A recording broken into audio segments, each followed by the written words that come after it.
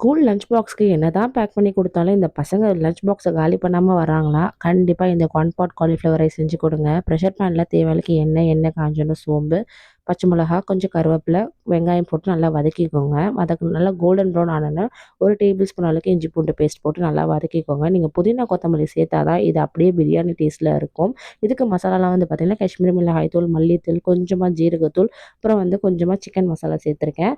மசாலாவை கருக விட்டுறாதீங்க. கொஞ்சமாக வந்து தக்காளியும் சேர்த்துக்கலாம். ரொம்ப புளிப்பு நமக்கு தேவையில்லை. கொஞ்சமாக வந்து நான் காலிஃப்ளவரும் உருளைக்கிழங்கும் சேர்த்துருக்கேன். ஸோ காலிஃப்ளவர் உருளைக்கிழங்கும் குழந்தைங்களுக்கு ரொம்பவே பிடிக்கும். ஸோ கண்டிப்பாக அதை ட்ரை பண்ணி பாருங்கள். டிஃபன் பாக்ஸ் கண்டிப்பாக காலியாக வரும். கொஞ்சமாக லெமன் பிழிஞ்சிட்டு நான் நார்மல் சாப்பாடு அரிசி தான் சேர்த்துருக்கேன்.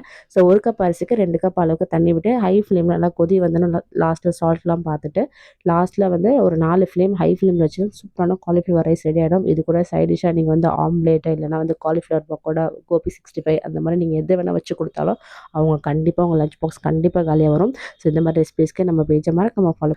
டிஃபன் பாக்ஸ் காலியாக வந்துச்சான்னு மறக்காமல் என் கூட ஷேர் பண்ணிக்கோங்க. பாய்.